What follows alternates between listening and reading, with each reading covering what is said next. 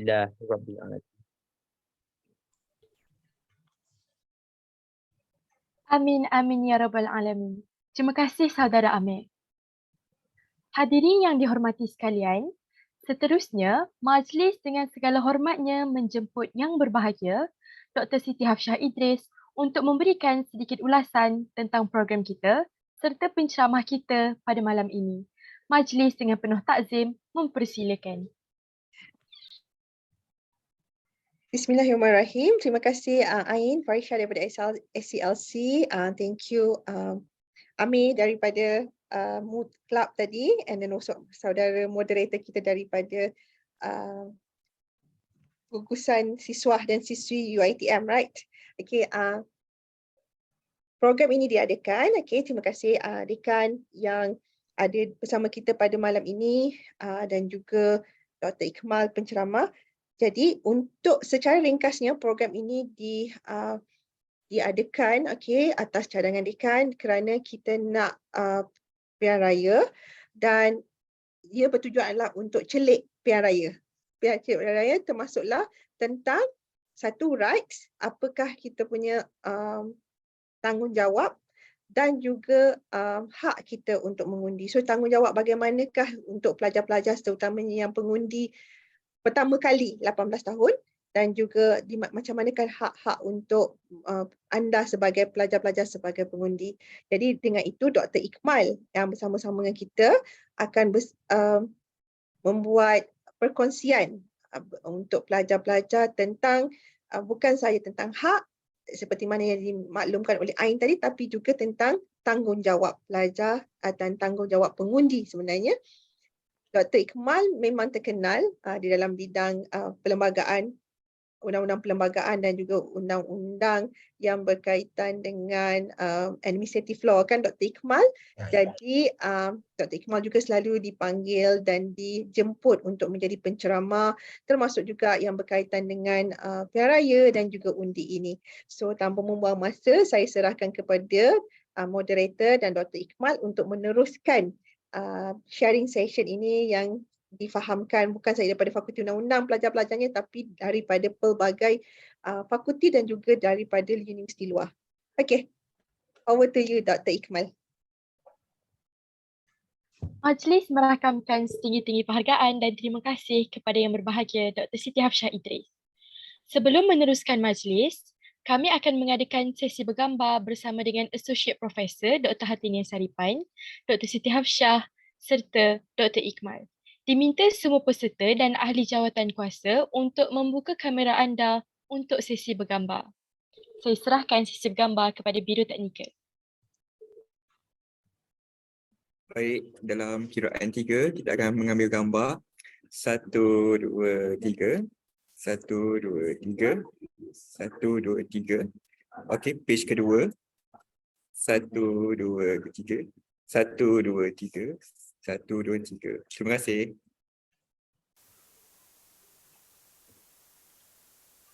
Terima kasih, Teknikal. Pesanan ringkas kepada semua peserta, sekiranya terdapat sebarang soalan yang ingin diutarakan kepada penceramah kita, anda dialu-alukan untuk bertanyakan soalan di ruangan chat box. Semua soalan yang telah ditanyakan akan dijawab dalam sesi soal-jawab di akhir program ini. Selain itu, harap maklum kepada semua bahawa sesi perkongsian ini akan dijalankan dalam dua bahasa di mana penceramah akan menggunakan bahasa Melayu dan Inggeris sepanjang program ini. Hadirin dan hadirat, tanpa melengahkan masa lagi, saya ingin menjemput Dr. Ikmal Hisham bin Maktah untuk menyampaikan ceramah berkenaan hak-hak pengundi. Dipersilakan, Doktor. Okey, baik. Terima kasih pengacara majlis. Bismillahirrahmanirrahim. Assalamualaikum warahmatullahi wabarakatuh. Dan selamat petang pada semua. Okey, saya baru saja share slide. Saya harap semua nampak ya slide ni. Nampak? Yes, Doktor. Okay, so kalau nampak, terima kasih semua. Okay, first and foremost, okay, I wish to say thank you to SALC and also GSS for inviting me to this session about rights of voters. Okay, and I'm Dr. Ikmal, and I will give a short lecture, and it's supposed to be Dwi language. Okay, I will talk in Malay and also in English. So I do hope that most of you will understand this, and if let's say if you have any other questions, any other queries, if you want to share your talk, so you should be allowed it. Okay, so then I will start first with right of voters. So hari ini saya akan sampaikan satu perkongsian lah apa yang saya boleh katakan tentang hak-hak kepada pengundi, dan saya tahu kerana kebanyakan daripada penonton semua adalah pengundi kali pertama. This is the first time actually we lower our voting age. This is the first general election that now most of you can go and vote, especially those who are 18 years onwards. Selalunya 18 tahun ke atas ni kita tahu. Okay, 18 tahun ke atas ni semua rata-ratanya dah lepas asasi lah. Kan? Jadi kebanyakan ni ada yang di tahun pertama, tahun kedua. Jadi kita boleh ngedaikan secara automatiknya apa yang saya boleh katakan, ini adalah semua pelajar yang ataupun pelajar-pelajar yang pertama kali membuang undi. Kita istilahkan membuang undi lah, okay, dalam bahasa Melayu. Okay, jadi saya go first with what I'm going to cover with you today. Kita kena tahu kenapa kita nak mengundi, why we need to go and vote.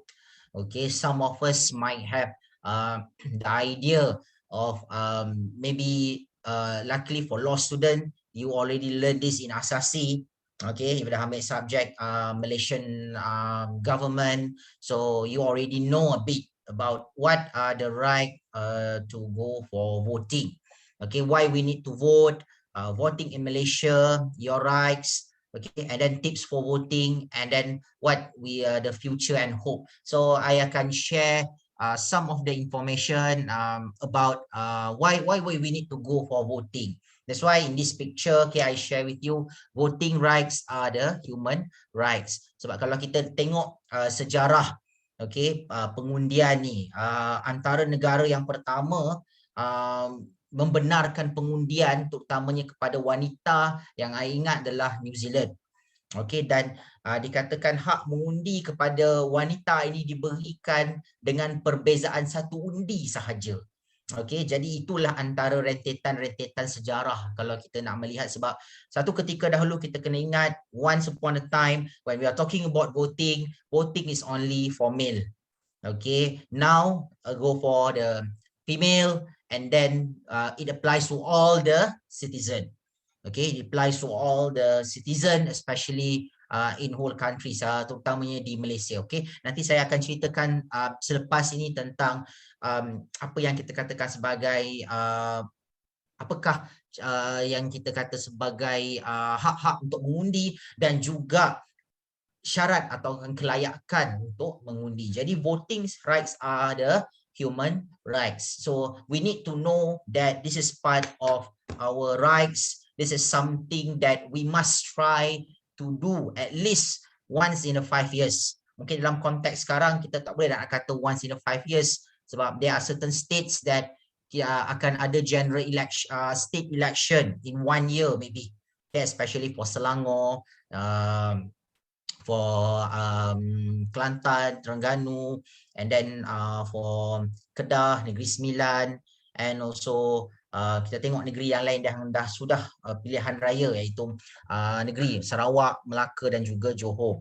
So now we can say it's not just once in 5 years, but maybe in future we would have more than 1 or 2 election. We have general election for federal, and then maybe we have election for the state. Itu trend-trend yang I akan nampak lah di masa-masa akan datang. Jadi topik berkaitan dengan pilihan raya, voting rights ni akan jadi sentiasa segar, sentiasa penting dan satu perkara yang patut diketahui oleh semua, terutamanya buat para pelajar, mahasiswa-mahasiswi yang merupakan pengundi yang kali pertama.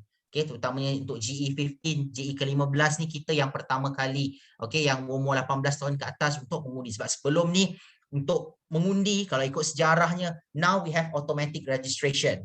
Okay, sekarang ni kita cuma ada dulu, kalau satu ketika dulu kita kena pergi dekat SPR, SPR akan sediakan tempat, for your information, SPR adalah Suruhanjaya Pilihan Raya. Dia akan sediakan tempat kita kena daftar, terutamanya apabila kita berumur 21 tahun ke atas. So now the things are getting easier. Okay, so jadi pengundi boleh menunaikan tanggungjawab mereka dan nama mereka akan secara automatik didaftarkan dalam senarai pengundi. Dan kita kena tengok, okay, apa yang paling penting ialah alamat di kad pengenalan.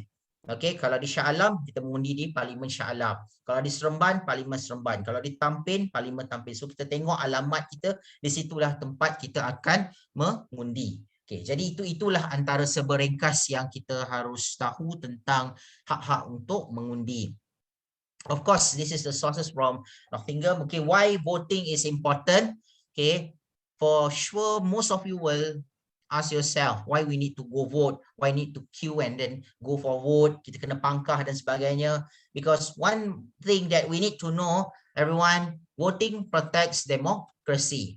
Okay, this is what the current system that we are now practice. Okay, our country use or practice what we call as parliamentary democracy. So an active voting population ensure their politicians represent voters' interests and hold leader accountable throughout their service. So when you do your voting, of course, it protect the democracy.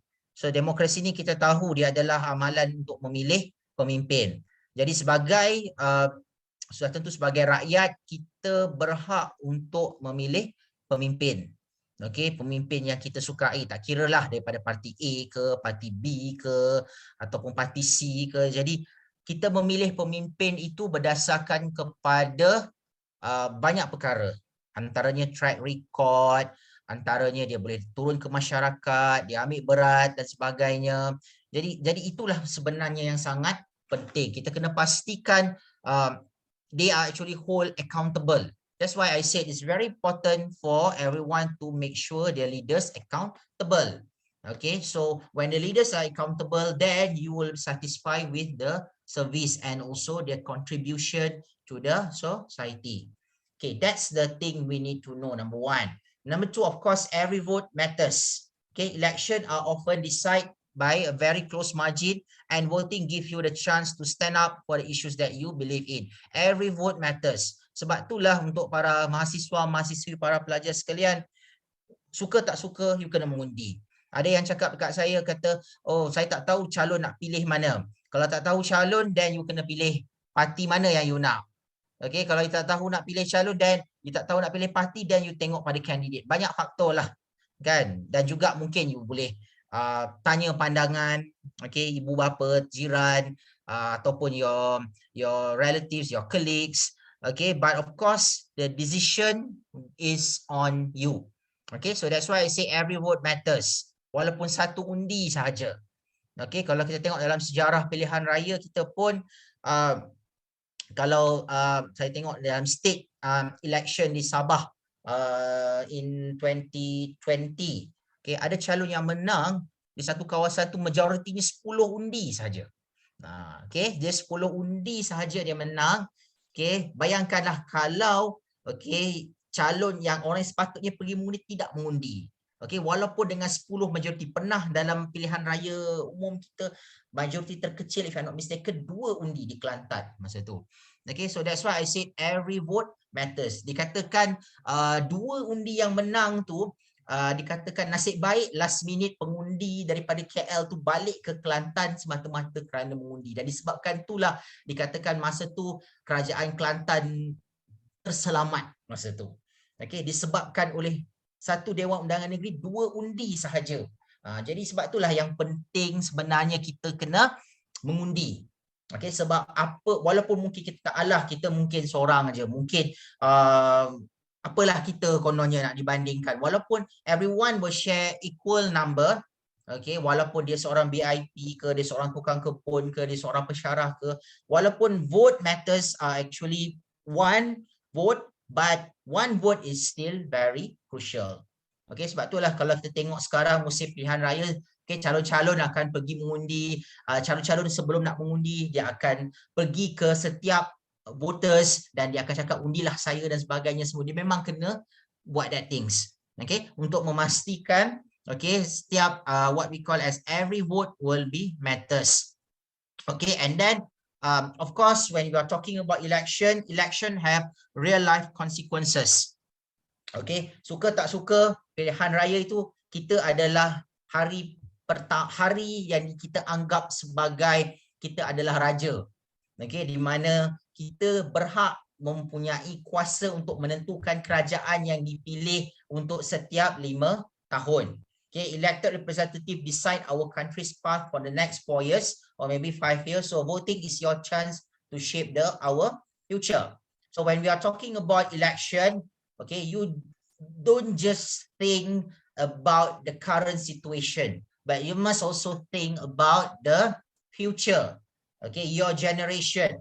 Okay, that's why the reason why you go and vote is actually you are shape the nation. Okay, tak guna you bising banyak-banyak, you tulis dalam Twitter, you tulis dalam IG ke apa dan sebagainya, you komen tu komen ni tak kena, tapi you tak pergi mengundi. Okay, sebab tu kalau kita tengok macam ada setengah artis kan, selebriti kan, dia canang hebat je, tapi sebenarnya okay, rupanya bila check dia tak mengundi. So this is something that we want to avoid. So please do and go, please okay, go for voting.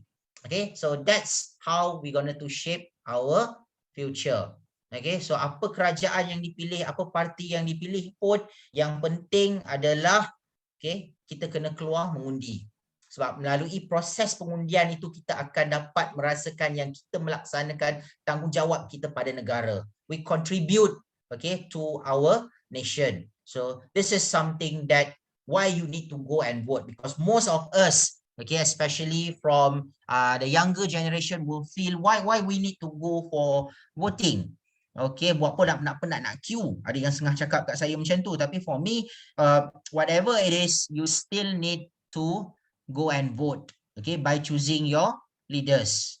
Okay, so this is how okay, you need to go and vote based on these 3 reasons. Okay, next, of course kita tahu pilihan raya kita adalah pada 19 November.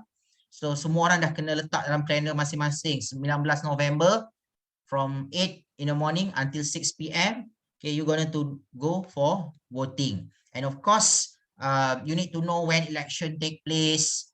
Okay, dia ada proses dia kalau kita lihat bermula daripada 11 Oktober. Okay, apabila parlimen dibubarkan dan proses okay, pengeluaran duit tu pada 20 Oktober. Okay, masa mesyuarat SPR dan seterusnya sehingga kepenamaan calon pada 5 November dan pengundian awal okay, pada 15 dan seterusnya pilihan raya pada 19 November. Jadi ada proses-proses yang patut dilalui dan difahami oleh semua sekurang-kurangnya. Okay, and then how election conducted. Okay, this is what I'm going to share with you after this. Okay, and then who can become voters. This is also very crucial, who can become the voters. And then you also need to know when you choose, when you are as a voters, who can become MPs. Apa syarat-syarat untuk menjadi ahli parlimen. Okay, and what the do and don'ts when it comes to the voting. Ada perkara-perkara yang mungkin you perlu tahu, you perlu ambil iktibar, terutamanya yang paling crucial mengundi nombor 1 ialah you kena bawa kad pengenalan. Okay, jangan bagi kat orang lain kad pengenalan. Make sure you get bawa IC untuk mengundi. And number 2 yang selalu I observe the things when I become pemantau in GE13 is you like to wear shirt that has the logo of political party. Jangan. Okay, yang penting you kena bawa kad penalan, pakai baju macam biasa. I know some maybe active in politics nak menunjukkan dia menyokong parti ni dan sebagainya, but when it comes to voting place, don't show that you are wearing the logo of political party. So ini yang perkara yang I rasa nak kena diberitahu, yang perlu di maklumkan kepada semua berkaitan mengundi. Okay, ini adalah secara ringkas background GE 15 voters that I took this from the age. Okay, kalau kita tengok jumlah yang tertinggi sudah tentu di Selangor. Okay, Selangor, and then we also have Johor, di Perak, di Federal Territories and the other states. Dan kalau kita lihat statistik, okay, majority boleh dikatakan total voters adalah lebih banyak di 18 ke 20. We have 1.3, at least 1.3 million. Okay, and then we have 4.6 million. Okay, so we will have almost like 5 to 6 million of the new voters, okay, in this general election. So it's going to be quite interesting to see about the outcome, the results of the election. Okay, so, and of course the male, the female will outnumber male. Okay, sekarang ni the number is 10.6 million for female and 10.5 million for male. Sebab itulah pengundi wanita ni adalah segmen yang paling kritikal pada mana-mana political parties. Okay, female voters now are outnumbered. Dia lebih sikit daripada male voters. Okay, so apa-apa sahaja isu-isu berkaitan parti politik, okay, parti politik harus mengambil kira peranan ataupun hak-hak wanita namanya. Okay, so these are some things that you need to know. Okay, I share you a bit about the voters background. Okay, and then this is also very crucial and very important. Okay, why? What are the qualification of voters? Okay, of course, you can refer this to Article 119 of Federal Constitution. Okay, di sini adalah ada senarai-senarai. Okay, berapa ramai ataupun apakah syarat-syarat untuk menjadi pengundi. Of course, kita dah amend perlembagaan 18 years old onwards. Okay, we are fight for undi 18. Okay, sebab dulu kita 21 tahun. Sekarang ni tinggal Singapura saja yang mengundi 21 tahun ke atas. So kita dah lower. Okay, Indonesia, if not mistaken, 16 or 17 years. Okay, so we are now 18 years old onwards. Okay, that's the number. Okay, the age. Okay, and then number 2, resident in a constituency. Okay, maksudnya dekat sini you kena duduk di satu-satu kawasan. Okay, kalau you duduk dekat rumah mak ayah you, of course you akan mengundi dekat kawasan tersebut. Okay, mak ayah you mungkin mengundi dekat kawasan lain, dekat kampung dia. Okay, but then you will vote, okay, dekat rumah parents you most of that. Okay, kawasan di situ. Okay, jadi that's you need to know. And then kalau nak tukar alamat, of course you boleh tukar alamat. Make sure you change your address in the IC, and then you boleh apply untuk tukar alamat. Okay, and then you need to register in electoral rolls. Okay, and then kalau dulu sebelum undi 18, it is not automatic. Now we have automatic registration. So nama you once you reach 18 years old, then nama you akan terus masuk dalam electoral roll based on the address in your identity card. So di situ you akan mengundi. Okay, and then the rights of voters will disqualify if, of course, you are unsound mind, okay, you are imprisoned, okay, and convict for offences sentencing death penalty or exceeding 12 months imprisonment. So this is the voters. Let's say if you are disqualified, this is what the requirements. But of course, you as a citizen, okay, you can live peacefully and harmony, then you can vote at the place that you are registered. Okay, so this is the requirement that's stipulated within our federal constitution.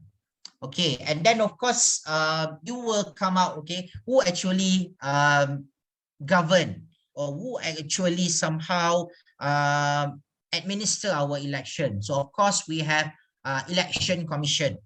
Okay, under Article 113, Article 118, Article 114. So they are actually state the composition of the Election Commission. Okay, they have 7 members. They are appointed by Yang di-Pertuan Agong and acting on cabinet advice after consult with Conference of Rulers. Okay, and in making such appointment, okay, UIDPA must take into account the importance of ensuring that the commission enjoys public confidence. Okay, so we must someone who is trusted.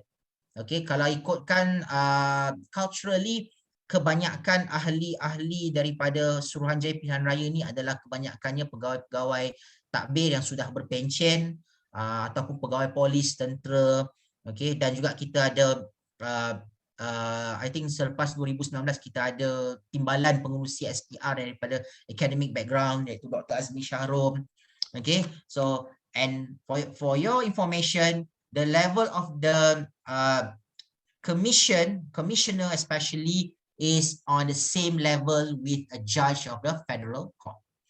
So dia enjoy the certain benefits and their position same with judge of federal court, dan tempoh yang dia boleh ataupun the period they can hold the position until the age of 66 years. This is in our federal constitution. And what are the functions of the commission? For sure. Okay, number 1, conduct federal and state election, for sure. Okay, this EC or SPR has a power to conduct the election. Okay, baru 2 hari lepas I just went to the SPR or headquarters Putrajaya, dan dia dah close everything dah dekat situ, jalan pun dah limit dan sebagainya, because you know the building will become a very restricted area. Okay, sebab apa-apa saja keputusan pilihan raya semua akan dimaklumkan secara rasmi oleh SPR, especially di Putrajaya. Okay, and then number 2, prepare and revise electoral rolls for election. Okay, this is what automatic registration is all about. Okay, so they need to prepare and revise the electoral rolls. Ada tempoh-tempoh tertentu. Kalau dulu kita nak daftar masuk daftar pemilih, dan kita kena tunggu 2 or 3 months, certain quarter, dan baru nama kita disahkan. Dan even proses nak mengesahkan daftar pemilih pun satu ketika dia akan letak dekat pejabat pos.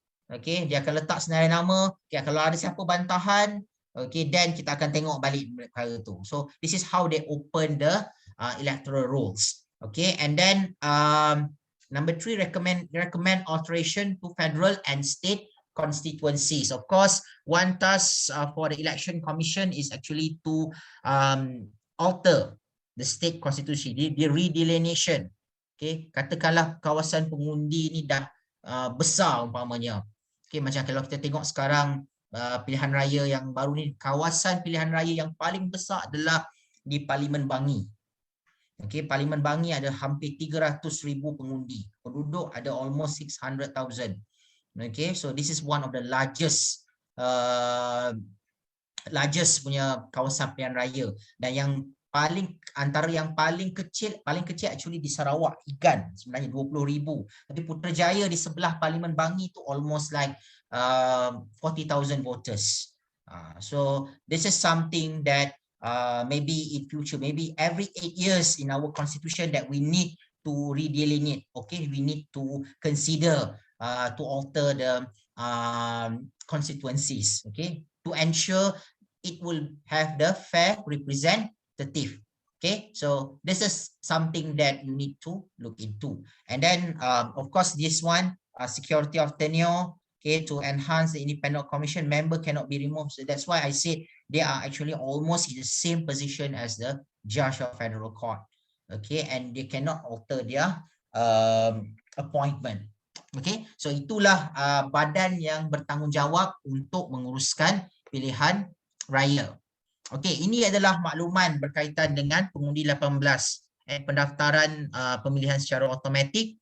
Okay, I think most of you know, okay, undi 18 layak untuk didaftar sebagai pemilih, okay, dan mewatarkan pendaftaran itu, okay, of course dia akan record tanpa mohon, dan dia boleh menyemak maklumat itu selepas 16 Januari 2022. Okay, and tarikh berkat kuasa ialah pada 15 Disember 2021. Okay, jadi setelah mencapai umur 18 tahun, you all boleh semak selepas 16 hari bulan berikutnya. Okay, maksudnya once your birthday, you dah reach 18 tahun, and in next 16 days, then you can check whether your name is registered or not. Okay, tapi I rasa semua dah daftar because I do expect that all of you are actually 18 years onwards. So automatically your names now in the electoral roll. Okay, so that's why jangan sia-siakan this opportunity to go and vote in the election, this general election. Okay, another important part, everyone, that you need to know, the qualification of becoming members of parliament or ahli Dewan Undangan Negeri or state representative. Okay, you can refer this to Article 47 of Federal Constitution that you must be a Malaysian citizen. Okay, for sure you must be Malaysian citizen that you can vote. Okay, not less than 18 years old, be of unsound mind, not to be undischarged bankrupt, and not at the same time be a member of both houses. Means that both houses here we refer to Senate and also House of Representative. Dia tak boleh jadi dua-dua. Okay, maksudnya kalau dia seorang ahli Dewan Negara, dia nak bertanding sebagai ahli Dewan Rakyat, dia kena resign from ahli Dewan Negara. Okay, macam like now kita tahu Menteri Kewangan bertanding di Kuala Selangor. Okay, dia kena resign because salah satu syaratnya adalah dia tak boleh menjadi ahli kepada kedua-dua dewan. Okay, so that's the requirement to be the MP and also adun. And of course, for sure, you must have the ability to be wakil rakyat. You must prepare mentally, physically, financially, for sure, if you want to compete in general election. And let's say if you are public servant, you need to tender your resignation. Okay, let's say if you want to compete in the general election. So this is the requirement, okay, to become adun, okay, or may become the members of parliament. Okay, this is do and don'ts. What do and don'ts? Peringatan kepada pengundi. Okay, this is the old poster, I think. Okay, but I think this is relevant. You need to semak your name for sure. Okay, you need to go and check your name first. Bring your IC. Okay, jangan bawa pakaian simbol parti. Okay, and then jangan bising. Okay, patuh arahan. Okay, make sure you pergi saluran yang betul. Okay, then you can download the My SPR punya application. Okay, then you can check your name, you vote kat sekolah mana, plus and then saluran berapa. Biasanya saluran yang 5, saluran 6 dan sebagainya adalah saluran untuk anak-anak muda. Okay, kalau saluran 1 untuk biasa untuk OKU dan juga untuk warga emas lah.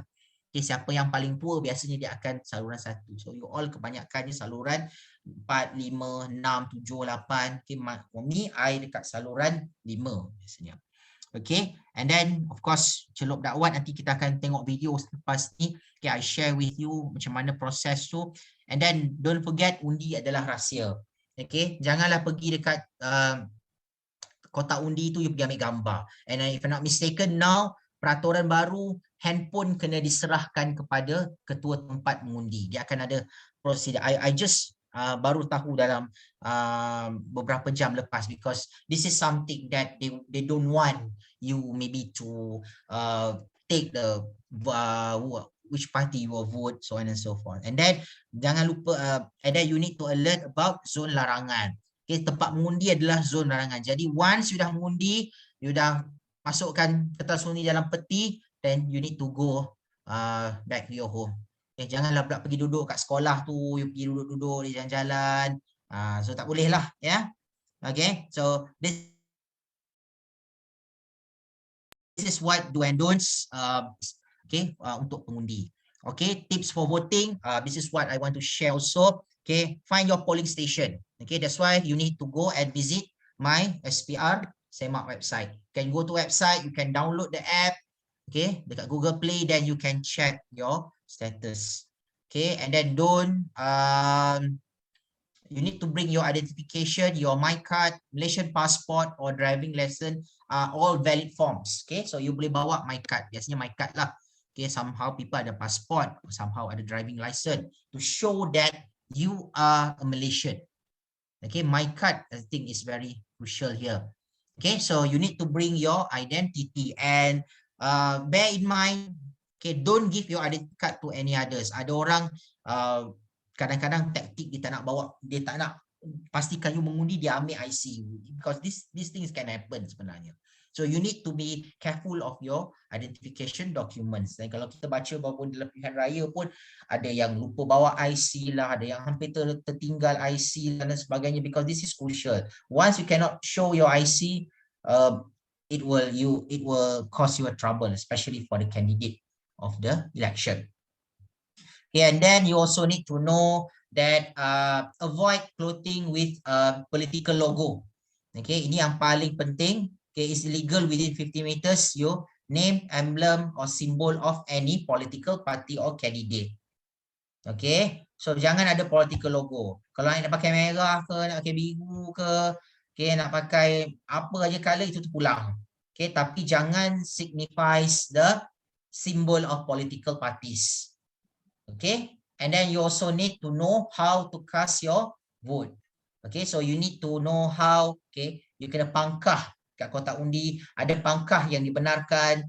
Okay, janganlah pula you pangkah dua, you buat undi rosak dan sebagainya. So this is the things that you need to know, okay, when you cast your votes. Okay, Malaysia, of course, kita gunakan simbol pangkah. Okay, and it's very easy sebenarnya. Okay, kalau negara lain macam Indonesia dipanggil sistem dipanggil coblos. Coblos ni dia ambil jarum, dia tebuk pada kertas undi itu. Okay, tapi di Malaysia kita gunakan simbol pangkah. Okay, so this is know how to cast your votes. Okay, I just want to share with you. This is the process of voting. This is once when you enter the room. So just watch this video.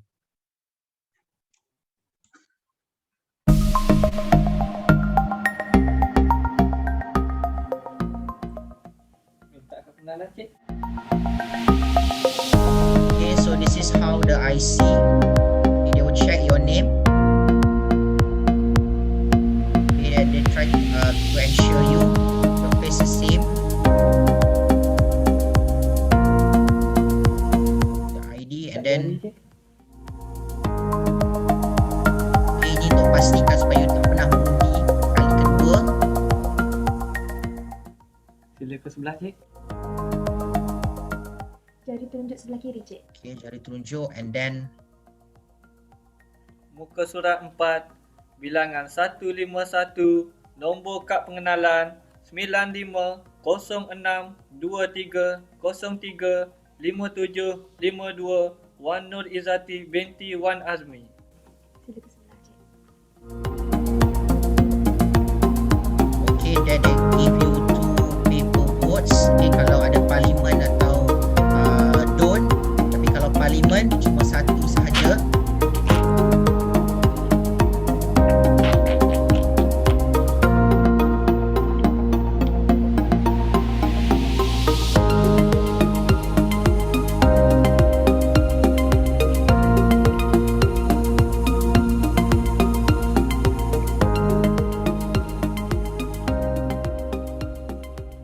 Sudah tanda kertas undi di petak undi yang berkata yang disediakan. Terima kasih.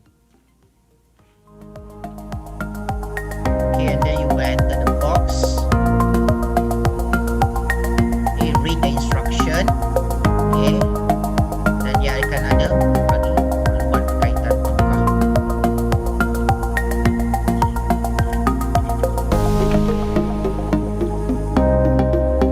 Pen atau pensel dibenarkan.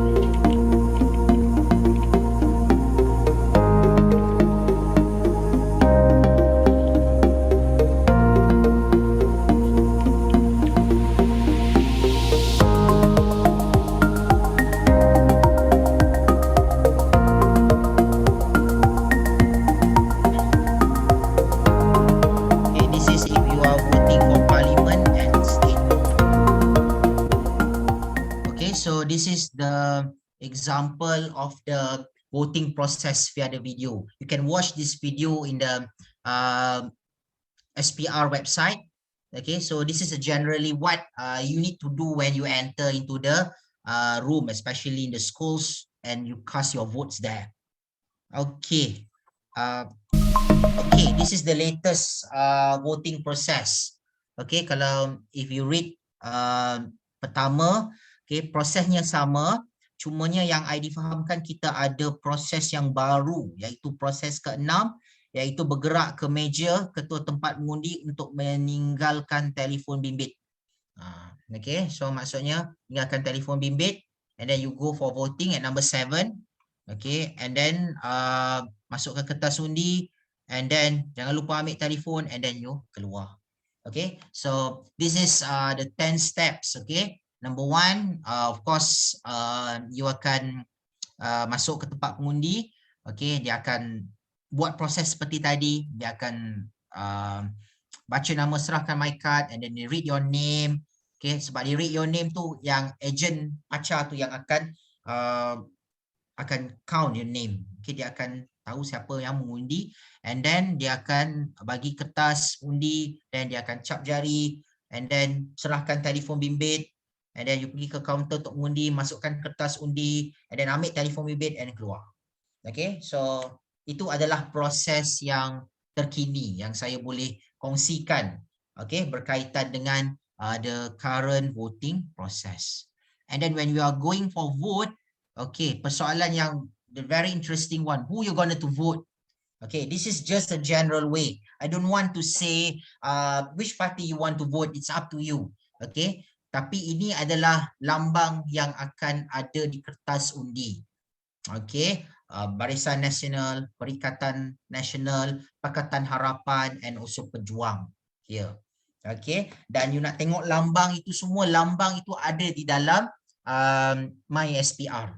Okay, MySPR dia dah letakkan lambang dan nama yang diletakkan di atas kertas undi. Jadi itu pemilihan kepada apa yang dikatakan sebagai proses untuk memilih calon dan political parties yang bertanding untuk pilihan raya pada kali ini. So kita ada Barisan Nasional, Perikatan Nasional, Pakatan Harapan dan juga Pejuang, GTA. Okay, and it's going to be a very interesting election sebab this is the first time, number 1, the younger voters are involved. Okay, of course we cannot predict what are their political affiliation, okay, and they are actually younger generation are much more active. Okay, they are not really kita mengikut pada parti masing-masing. Okay, and they are open in dealing with various issues from this. Dia tak terikat dengan kepartian berbanding dengan mereka yang lebih berusia. Okay, jadi this is the symbol that you need to know. Okay, it's up to you to decide. Okay, by looking, and don't forget also if you not sure, then you need to look for the candidate, and then don't forget you need also to look at the political manifesto. Okay, you boleh Google, you boleh cari maklumat, timbangkan antara ni siapa yang pilihan untuk setiap daripada kita untuk mengundi. Okay, jadi itu terpulang kepada masing-masing lah. Okay, I'm not here to instruct you to vote which party, but of course when you go for vote you need to think about you, okay, especially a younger one, number 2 the next generation, and also don't forget something that do not tarnish the image of UiTM. Okay, sebab you kena fikir sebagai pelajar UiTM, apa you punya peranan dan tanggungjawab you pada agama, bangsa dan negara. Okay, so this is something that I hope for future. Okay, of course, you read and choose wisely your candidate and political parties by looking to the manifesto. Okay, jangan mudah terpengaruh dengan emosi. Okay, sometimes you feel emosi, tapi bila you fikir emosi, and then you need to think rationally because you will decide the party that will become the government in next 5 years. Okay, and then you also need to persuade the others, okay, friends, family, relatives, neighbors to go and vote on polling day. Okay, make sure, okay, you ask your friends, okay, semua, okay, to go and vote, and then try to ensure everyone go and vote on polling day 19 November 2002 between Saturday between 8 AM and 6 PM. So with that, I think I just want to wish you all selamat mengundi, and of course sila raikan pesta demokrasi kita yang akan berlangsung. Dan what I can say, you need to vote wisely. So I think that's it. Okay, so these are some references, okay, that you can have a look to that. Okay, about youth voters, a lot of survey that being conducted. Okay, and then don't forget your SPR and also the federal constitution as the main reference to this. Okay, a lot of references you can refer to when it comes to right of voting, especially the graphic. I find it's quite interesting now. It's going to be easy for you to get the access of the information by using graphic. So that will benefit you. And of course, if you have any other queries, any other talks, any other questions, you can ask me after this.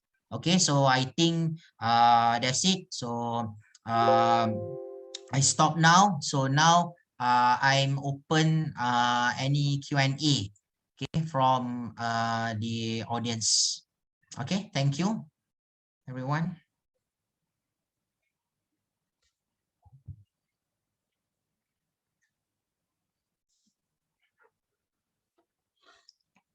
MC, speaker.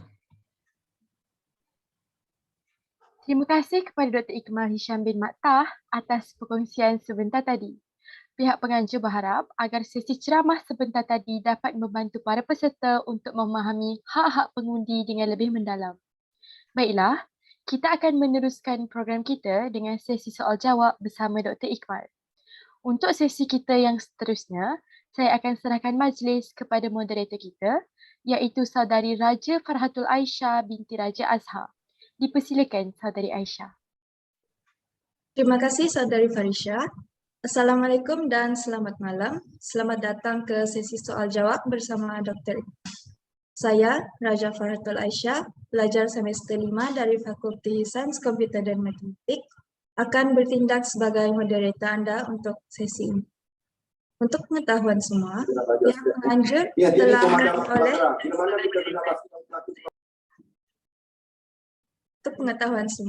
pihak penganjur telah memperoleh dan mengumpulkan beberapa soalan daripada mahasiswa-mahasiswi UiTM Shah Alam berkaitan dengan hak-hak pengundi. Tanpa membuang masa, mari kita melihat kepada soalan yang pertama. Dr. Ikmal, pada pendapat doktor, mengapakah amat penting untuk kita mempunyai sesi mengundi yang adil? Okay, so bila kita bicara tentang sesi mengundi yang adil, right? Is it correct? Okay. Betul, Doktor. Okay, so when we are talking about election, the most important part that you need to know, we need to have a free and fair election. Kita kena ada pilihan raya yang apa yang kita katakan bebas dan adil.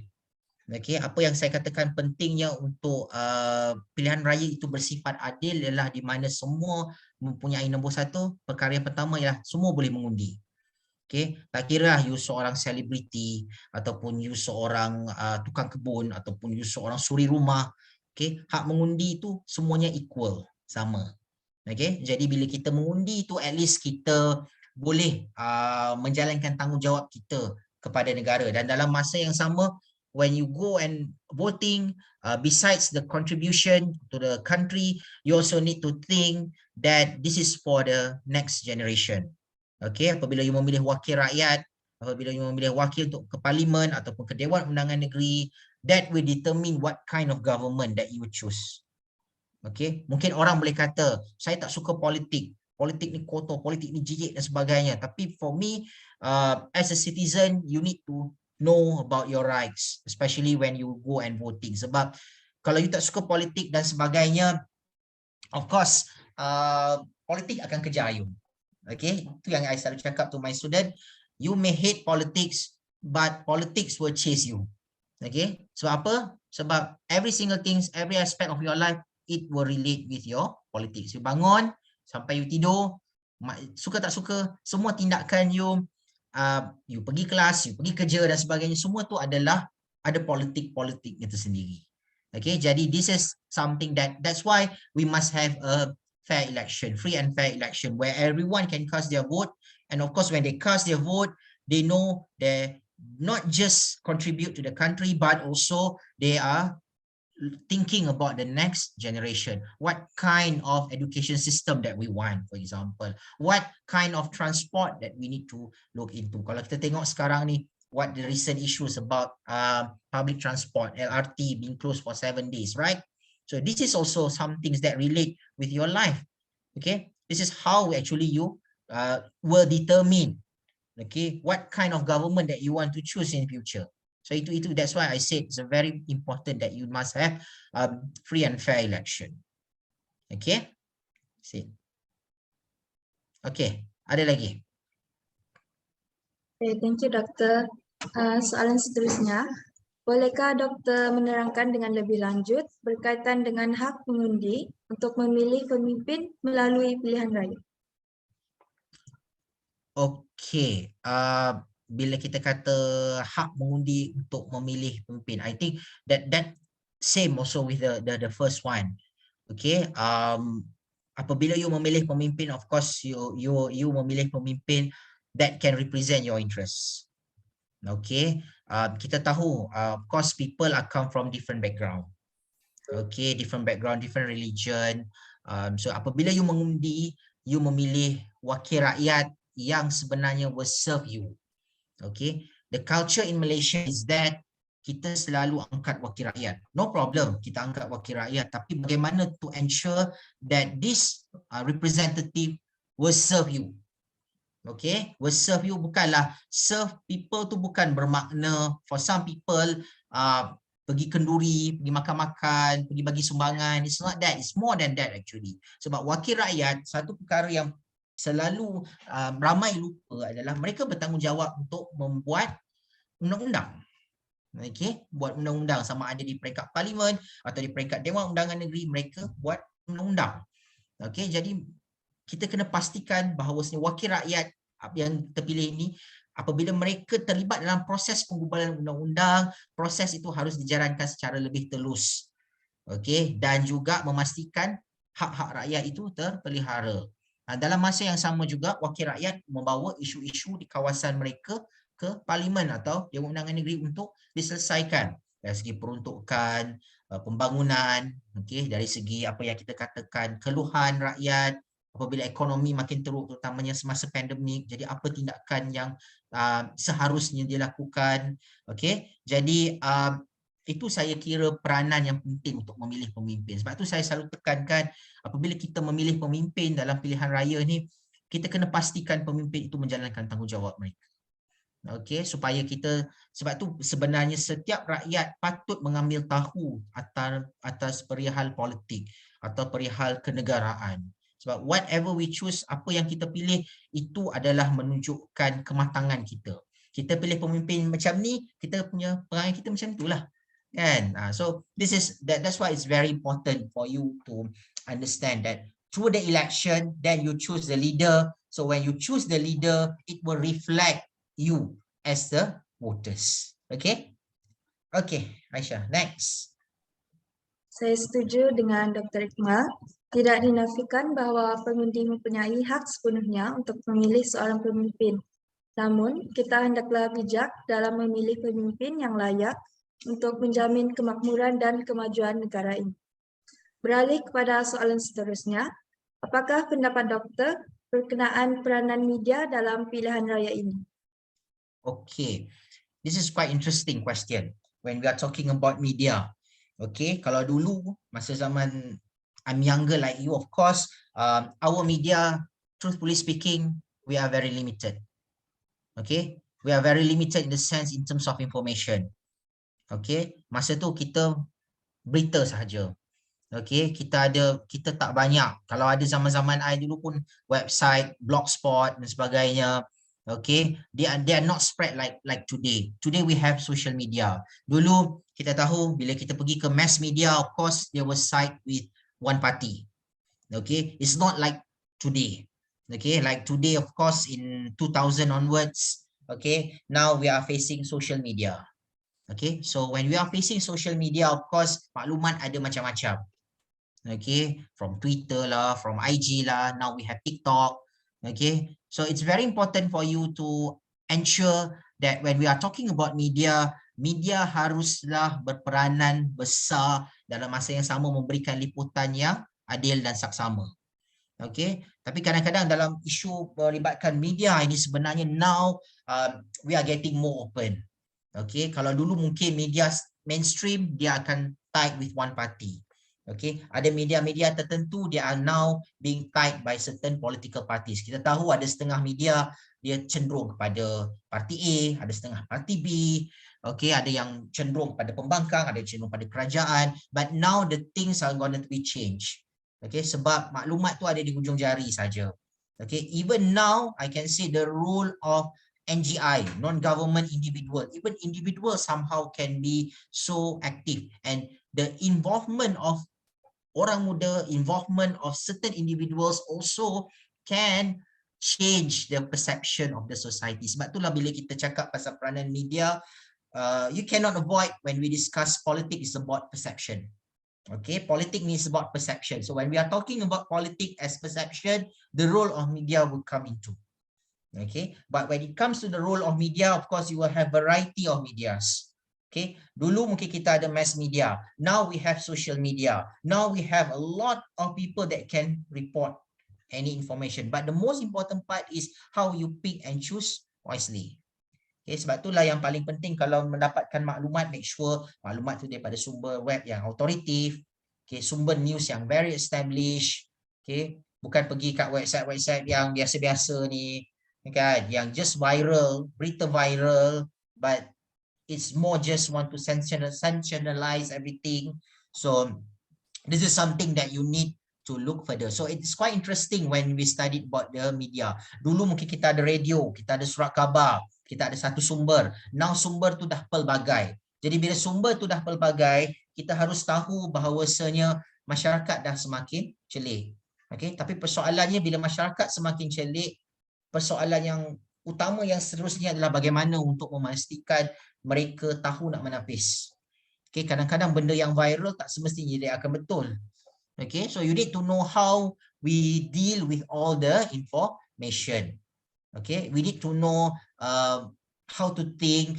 Jangan sebab sway with the sentiment, okay, ataupun emosi. So kadang-kadang bila tengok news tu selalu orang kata 10 second timing that you kena bagi. Sebelum news tu sampai dekat you 10 second, maksudnya check sources dia, check tarikh dia, check wartawan dia, check maklumat dia, then baru you can trust. Jangan terus dapat maklumat, you just sebar dalam Twitter, TikTok, and that will be a problem. So that's why I say it's very important when it comes to the role of media here.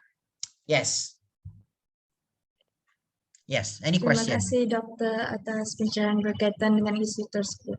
Doktor, seperti yang kita ketahui, penduduk di negara kita mempunyai kebebasan bersuara seperti yang tertakluk di bawah Seksyen 10 Perlembagaan Persekutuan.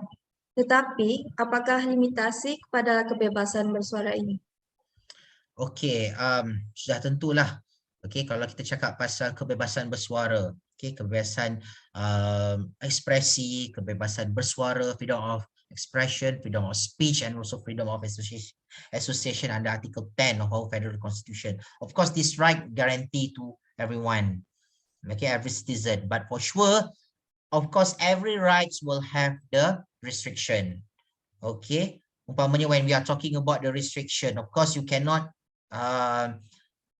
make a speech that can cause racial hatred, okay, or maybe hate speech, for example. Okay, we have certain laws like Sedition Act. Okay, we also have the Printing Presses and Publication Act. Okay, and also some other laws that limit, okay, defamation law, for example, that limit the freedom of speech. So that's why I would say to my students in Consti class, you might have freedom of speech, but not freedom of the speech. Because whatever you will say after the speech, you will be subject to the law. Okay, if you are trying to defame the others, you will subject for thought of defamation for sure. If you are trying to causing racial hatred, okay, then you will subject for the sedition law. So this is some limitation that you need to look into. But of course, there are a lot of issues when we are discussing about this. What are the thin line? Okay, we're going to say this is the seditious one, this is not seditious one, and I think this is whatever it is, You just need to be careful of what you say. Okay, you need to think first when you are saying. Of course, you can have different talk, you can have different opinion. Okay, you can criticize anything that you want, but when it comes to freedom of speech, but you must think about the responsibility. Whatever you say, it depends on your responsibility. Are you willing to accept any responsible of what the words that you are uttered? So itu yang paling penting sebenarnya bila kita cakap pasal kebebasan bersuara ni. Okay? It's a very long one sebenarnya nak cerita benda tu. Okay? Nah, next. Okey, Doktor. Kebebasan bersuara sebenarnya adalah hak yang dinikmati oleh rakyat di negara kita. Walau bagaimanapun, adalah sangat penting untuk kita mengetahui hak-hak kita yang telah ditetapkan oleh undang-undang. Soalan seterusnya, Doktor, apakah syarat-syarat yang perlu dipenuhi agar sesuatu undi itu dianggap sebagai undi yang sah? Okay, of course, when you are talking about undi yang sah tu, yang pertama, of course lah, pertama you kena pergi keluar undi lah, kan? Okay, number two, make sure bila you mengundi tu, you masuklah kertas undi tu dekat box tu. Okay, ada juga kes yang kadang-kadang pergi masuk undi, dia tak nak masuk the things, okay? Dia tak nak masukkan benda tu, dan tak dikira lah, kan? So make sure you use the or you know the how to go and vote. Okay, saya percaya sebab rakyat kita younger generation, they are already educated. So you dah tahu dah, dia tak perlu nak cakap banyak kali dah. Okay, dia bukan macam contohnya kalau perayu undi tu dia terpaksa bawa kertas undi, dia terpaksa bawa contoh, pakcik-makcik dia nak undi macam ni rupanya.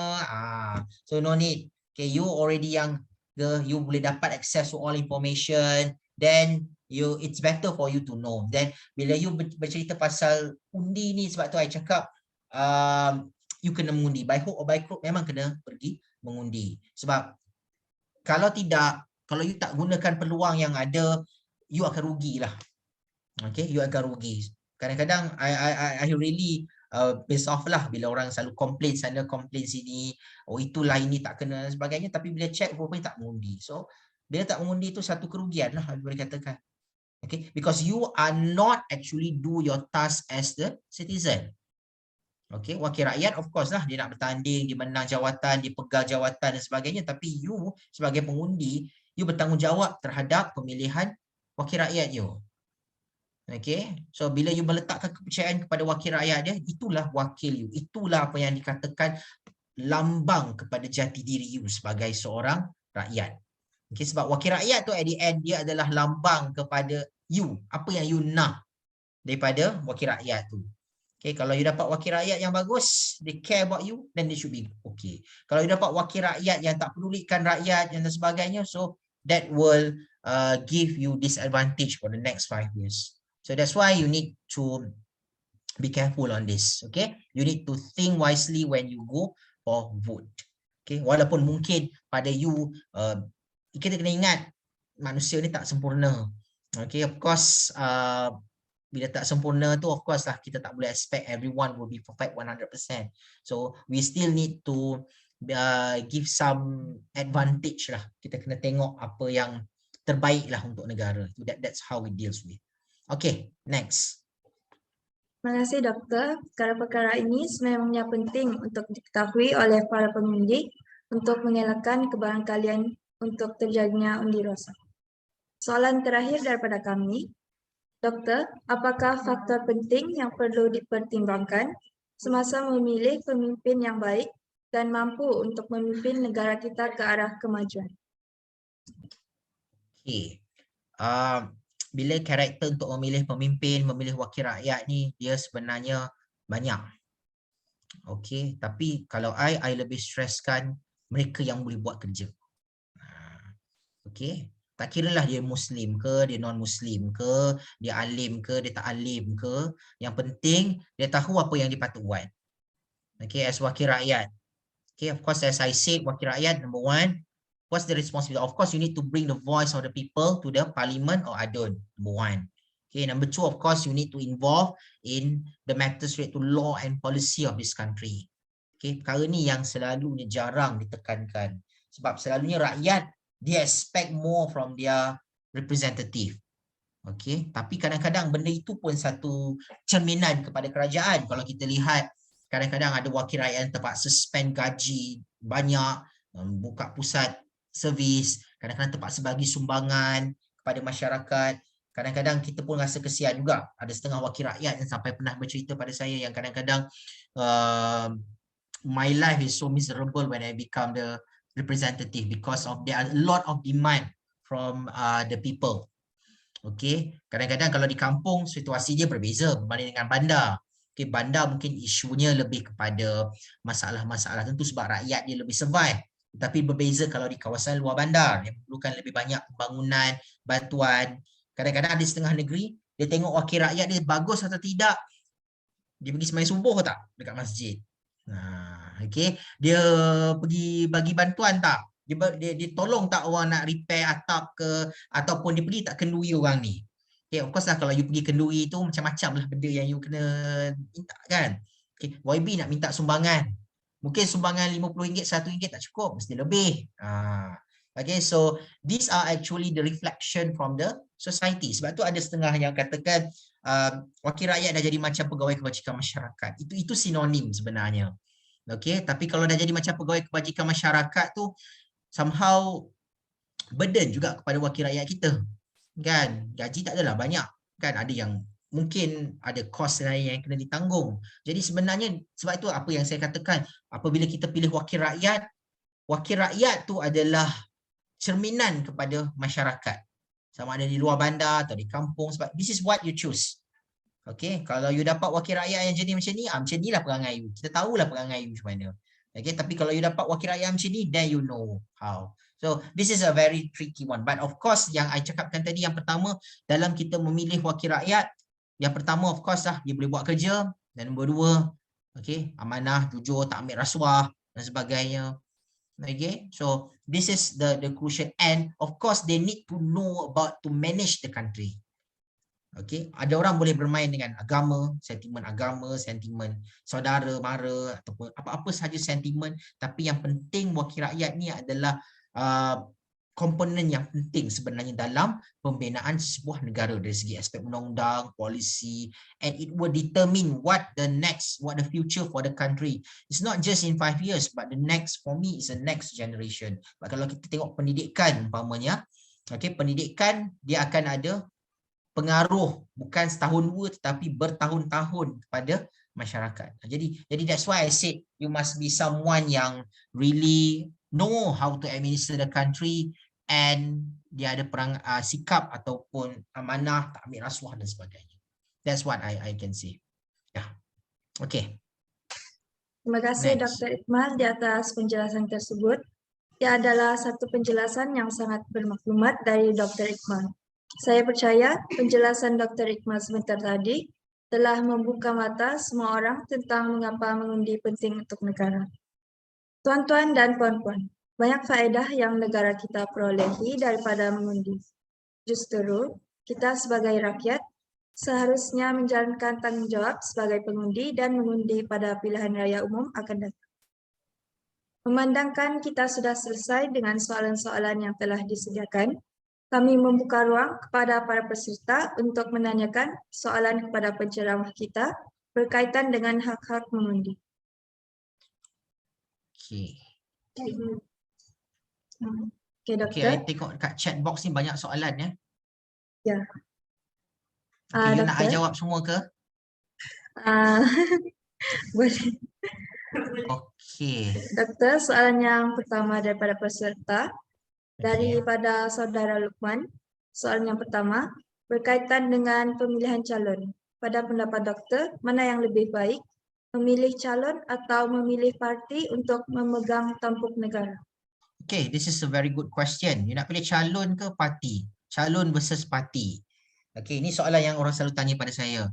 Which one you choose? Okay, my answer is simple. Okay, first and foremost, you look to the candidate. Okay, kalau ikut prinsip I, mengundi masa dululah, pilihan raya dulu. Okay, siapa yang jumpa I tu, yang pertama kali tu, yang nak minta vote tu, itu yang I akan undi. Tu I lah. Okay, tapi mungkin some people ada pertimbangan yang lain. Okay, dia akan tengok calon tu macam mana track record. Ni orang masjid ke tak ni? Okay, dia ni selalu nampak kat kenduri orang ke tak ni? Dan tengok calon ni, tak kenal lah siapa dia ni. Dia ni low profile sangat lah, dia tak popular lah. So, banyak faktor sebenarnya calon ni.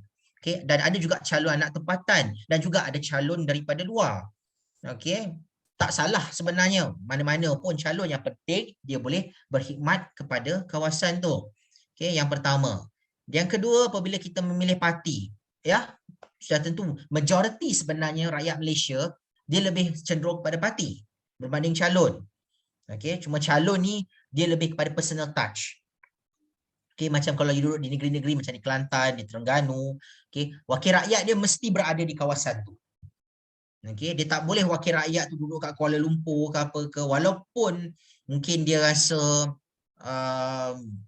ya macam ahli parlimen umpamanya. Dia nak mesti ahli parlimen tu duduk dalam kawasan tu. Ada tu mesti dalam kawasan tu. So that's why they prefer on calon. Okay. Ada yang mungkin prefer parti. Yang prefer parti ni sebab biasanya yang alert kepada national issue.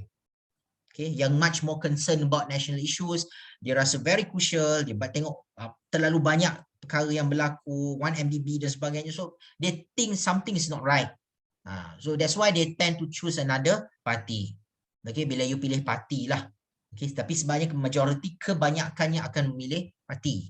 Okay, sebab parti ni yang represent them. Sebab kita kena ingat dalam politik ni satu perkumpulan.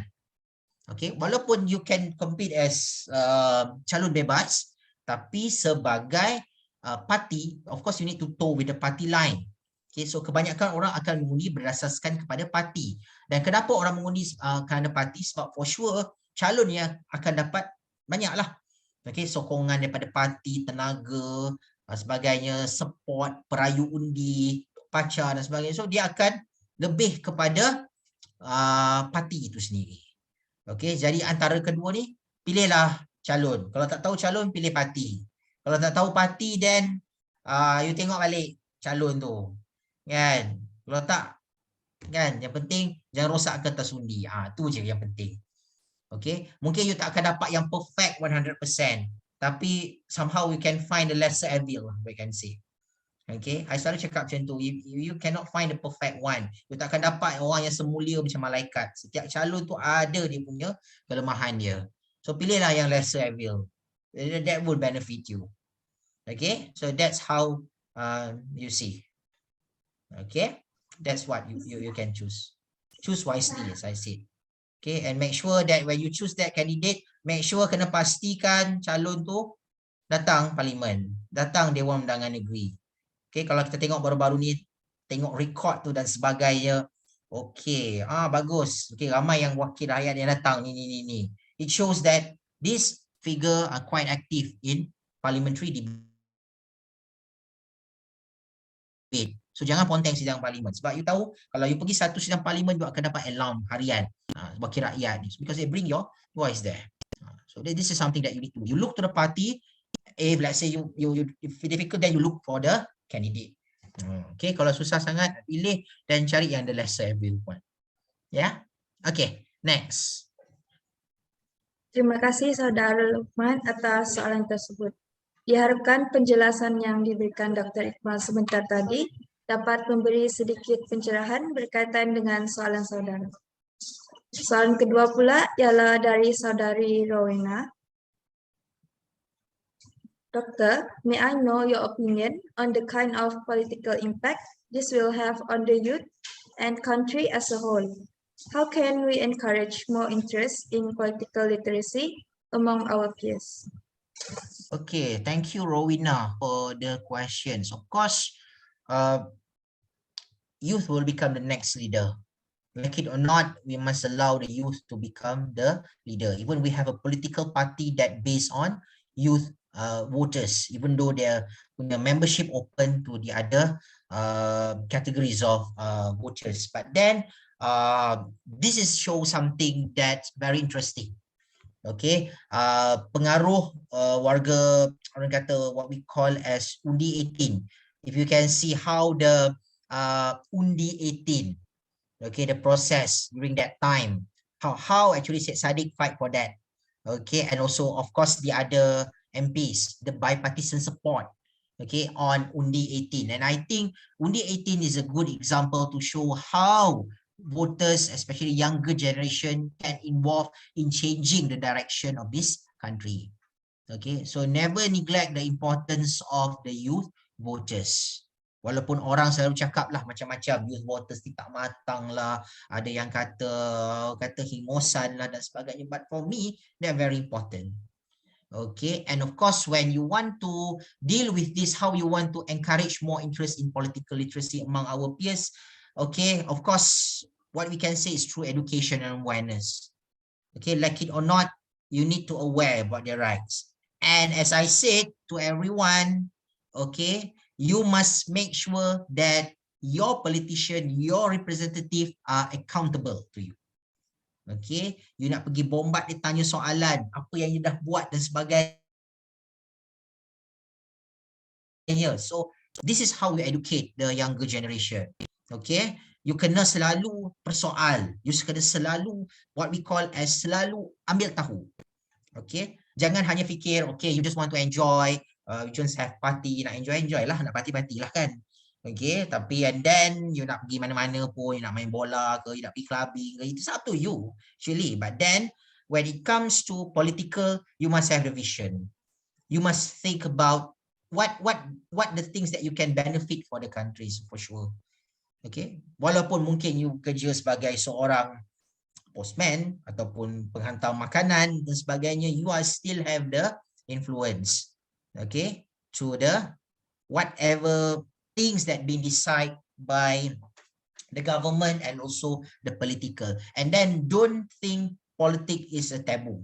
I think most of us will feels that politics is taboo. I tahu memang ada yang don't want to give political views, takut nak bagi pandangan politik dan sebagainya. But I think I always believe politics is about rational matter. Okay, bila I belajar political science masa zaman I diploma public admin, I always think politics is about rational. Okay, tapi of course lah ada yang menyebabkan perkara-perkara itu menjadi tidak rational. It's all about the attitude of people. So we are actually trying to make it rational, and that's why it's very important for you to focus on political idea.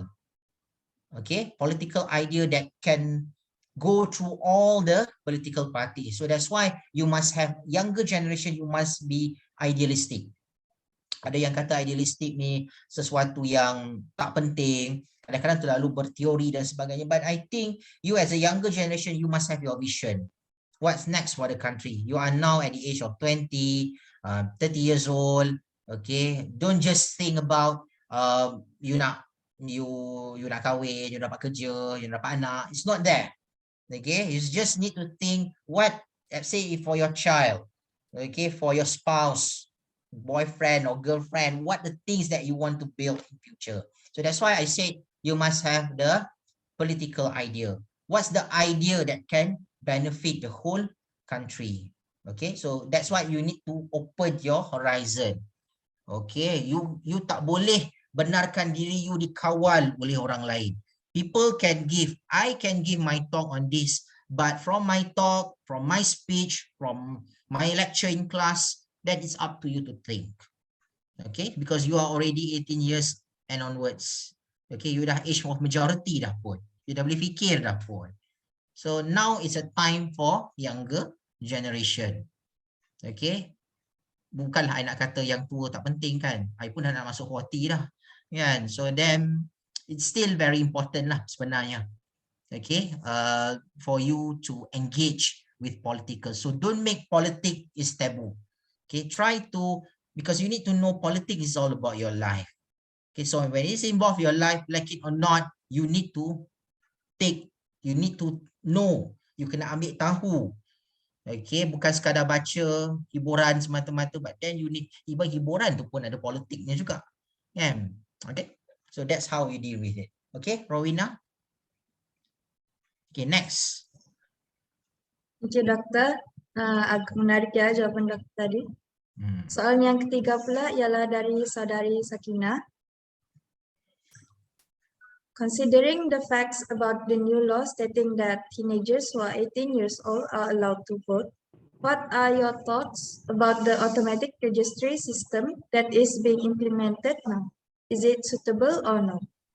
Okay, good. The idea of actually automatic registration system is actually we need to allow everyone to go and vote. Okay, because previously we need to register. Okay, zaman I 2004, first time I involved in voting. I ingat lagi masa tu is because I terpaksa pergi pejabat SPR, pergi daftar nama, whereas orang in my younger age memang semua tak berminat lah nak daftar. My generation ada yang mengundi masa dah berumur 30 pun ada. Okay, sebab apa? Sebab lupa nak daftar. So bila lupa nak daftar ni, then it will cause a problem lah. Okay, sebab kita nak pastikan voting rights ni is exclusive and it gives to everyone, regardless of your status, whether you are a woman, whether you are OKU, whether you are younger one. So you need to get the right to vote. So automatic registry system is something that very suit to implement. Okay, sebab di negara-negara maju lain pun mereka boleh mengundi. Even kalau di UK pun, di UK Parliament pun ada kawan I yang boleh mengundi. Okay, sebab kita enjoy the benefit as a Commonwealth countries. Okay, so bila kita mengundi di sana bukan bermakna kita automatik jadi warga sana, tak. Tetapi sebenarnya this is how the Western countries, they are already matured. They have a very matured democracy there.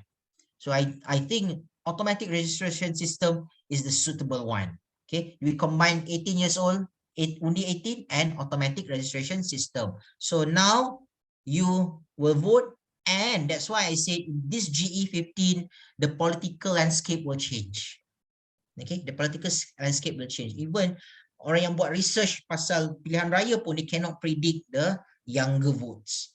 Okay, because now it's very crucial that people now can go and vote. So that's the benefit of automatic registry system, because automatic registry system will give much benefit in the longer period of time. Because negara kita makin lama makin maju. Jadi bila dah makin lama makin maju, the system need to improve. So when the system need to improve, one thing to improve is not just lower the voting age, but also to improve the electoral roll itself. Okay, that's how we deal with it. Okay, thank you Sakina for that. Terima kasih di atas penerangan tersebut, Doktor. Soalan keempat ialah dari Saudara Hakif. Soalan ini berkenaan dengan pengundi. Soalnya ialah, adakah pesakit COVID-19 juga ada hak untuk mengundi? Bolehkah seseorang itu dihalang daripada mengundi di atas sebab penyakit berjangkit seperti COVID-19 dan seumpamanya? Okey, kalau you baca baru-baru ini kenyataan SPR, dia akan sediakan satu tempat khas untuk pesakit COVID. Okey, maksudnya pesakit COVID boleh mengundi, dan make sure you alert with the what we call as peraturan atau prosedur.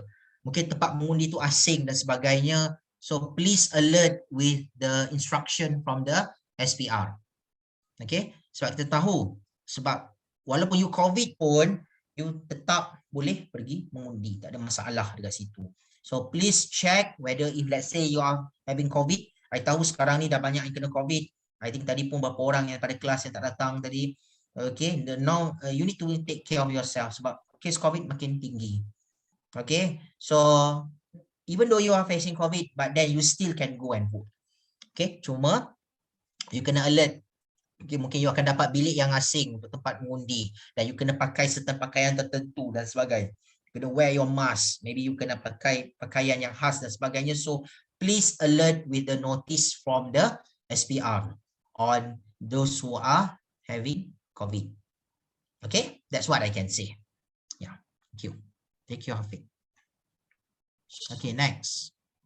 Terima kasih Doktor di atas penerangan tersebut. Diharapkan agar penerangan yang telah diberikan oleh Dr. Iqmal dapat membantu para pendengar kita dalam memahami hak pengundi termasuk hak seorang pesakit COVID. Doktor, soalan yang terakhir adalah dari Saudari Amira Fazlina.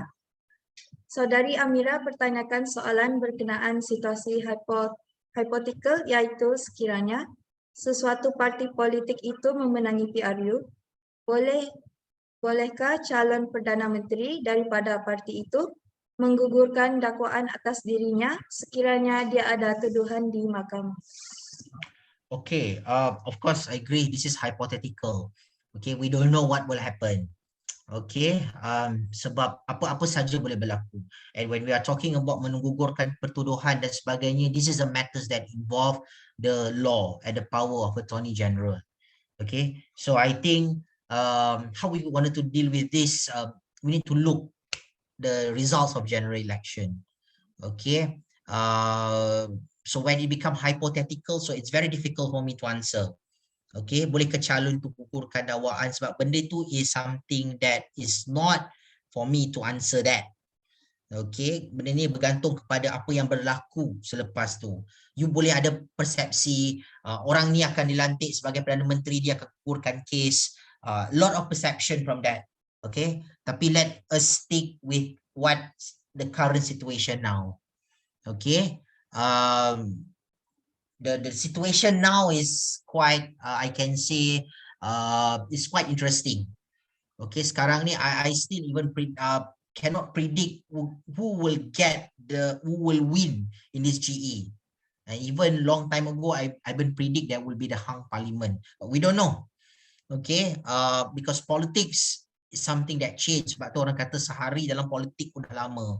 Okay, because it's something that very change. Of course, when you deals with politics, we also deal with the legal aspect, the law aspect.